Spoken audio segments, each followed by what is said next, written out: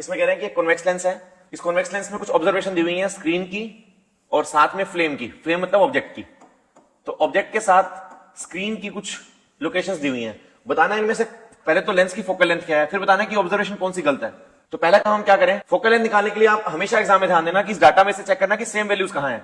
यहां पर देखो वैल्यू 30 है और यहां 30 है। Identify the same value on the both side.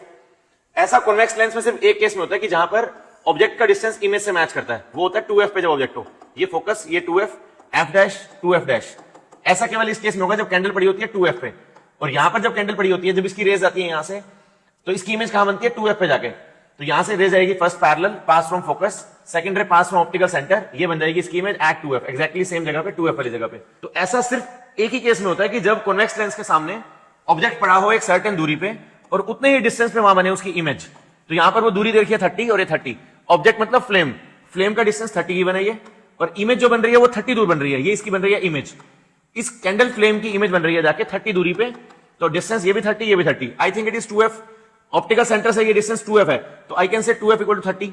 If 2f is equal to 30 then the focal length comes out to 15। तो वेरी इजी, हमें फाइंड करना है फोकल लेंथ। तो हमेशा याद रखना जब भी डाटा आए तो identify the same values.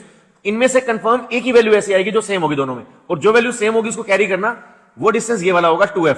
2f 30 लेके फोकल लेंथ निकालना। Answer is very simple, focal length of the lens is 15 centimetre. This is the answer. Secondly वो पूछेगा कि कौन सी ऑब्जर्वेशन गलत है, तो ऑब्जर्वेशन को आइडेंटिफाई करना गलत कैसे है।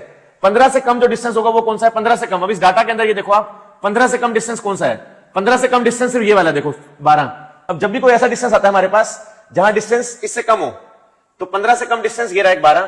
तो जनरली किसी भी लेंस में जब भी ये डिस्टेंस 15 से कम होगा, तो 15 से कम का मतलब हो गया फोकल लेंथ ये रही, ये 2f, ये f डैश, ये 2f डैश। तो 15 से कम के लिए ऑब्जेक्ट यहां रखेंगे इस जगह, क्योंकि फोकल लेंथ तो 15 है। और 15 से कम क्या होगा 12 पे, ये देखो 12 की बनाया। तो 12 वाली ऑब्जर्वेशन में क्या होगा, कैंडल यहां रखेंगे। जब कैंडल यहां रखेंगे तो कैंडल से फर्स्ट रे जाएगी पास फ्रॉम फोकस, सेकंड रे यहां से पास होगी, इसकी बनती है वर्चुअल इमेज। लेंस के पीछे जाके ये बनती है हमारे पास वर्चुअल इमेज। अब जो कैंडल की ये बनेगी वर्चुअल इमेज, ये इमेज जो वर्चुअल बनती है बेटा, इसके लिए स्क्रीन की नीड नहीं होती। कैंडल की इस केस में ये जो बन रही है इमेज, ये लेंस के पीछे बन रही है, वर्चुअल है, वर्चुअल के लिए स्क्रीन की नीड नहीं होती। और ये बोल रहा है कि 12 वाले के लिए स्क्रीन लगानी है 70 दूरी पे, तो गलत बोल रहे हैं क्योंकि स्क्रीन की नीड नहीं है बेटा। तो कौन सी ऑब्जर्वेशन गलत है, तो answer is incorrect observation is observation number 5। तो करना क्या, बहुत सिंपल, फोकल लेंथ निकालना। फोकल लेंथ से कम वाली वैल्यू कौन सी है इसमें से चेक करना, वही आपका आंसर होगा। That observation is incorrect. That is observation number 5।